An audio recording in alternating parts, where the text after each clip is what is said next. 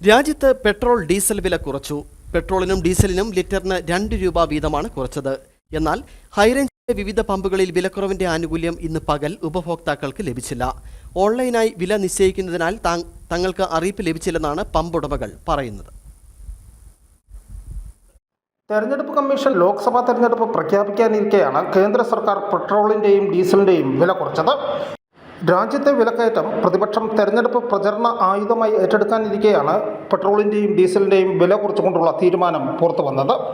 പുതുക്കിയ വില ഇന്ന് രാവിലെ 6 മണി മുതൽ പ്രാബല്യത്തിലാകുമെന്നായിരുന്നു ഇന്നലെ അറിയിച്ചത്. എന്നാൽ ഹൈറേഞ്ചിലെ മിക്ക പമ്പുകളിലും രാവിലെ വിലക്കുറവിൻ്റെ ആനുകൂല്യം ലഭിച്ചില്ല. പറഞ്ഞാൽ നമ്മൾ നിത്യം ഉപയോഗിക്കുന്ന ഒരു വാഹനമായതുകൊണ്ട് നമുക്ക് 2 രൂപ എന്ന് പറഞ്ഞാൽ വലിയ തുകയാണത്. കാരണം അതിൽ 2 രൂപ കുറഞ്ഞാൽ പോരാ, അതിൽ ടാക്സ് കുറച്ചാൽ മാത്രമേ നമുക്ക് ഇന്ന് നിലനിൽക്കാൻ പറ്റുള്ളൂ. മറ്റ് സാധനങ്ങളുടെ എല്ലാം ആനുകാലികമായ വിലവർദ്ധന വെച്ച് നോക്കുമ്പോൾ 2 രൂപ എന്ന് പറഞ്ഞാൽ വളരെ ഒരു അനുഗ്രഹമായ കാര്യമാണ്.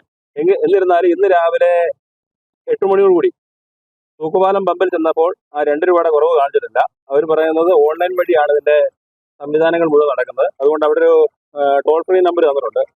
ആ നമ്പറിൽ വിളിച്ച് ചോദിക്കാനാണ് പറയുന്നത്. ആ നമ്പറിൽ വിളിച്ചപ്പോൾ ഒരു ഹിന്ദിക്കാരാണ് നമ്മളോട് സംസാരിക്കുന്നത്. നമുക്ക് അതിന്റെ ഭാഷയൊന്നും ഹിന്ദി അത്ര വലിയ ഇതില്ലാത്തതുകൊണ്ട് നമുക്ക് അത്ര കാര്യമായിട്ട് മനസ്സിലായിട്ടില്ല. കാരണം ഇതെന്താണെങ്കിലും 2 രൂപ ഒന്നും അല്ല, 2 രൂപ കുറഞ്ഞാൽ പോരാ. ശരിക്കും പറഞ്ഞാൽ ഒരു 10 രൂപയ്ക്ക് താഴെയെങ്കിലും ഈ ഒരു കാലഘട്ടത്തിൽ കുറയ്ക്കേണ്ടത് അത്യന്താപേക്ഷിതമാണ്.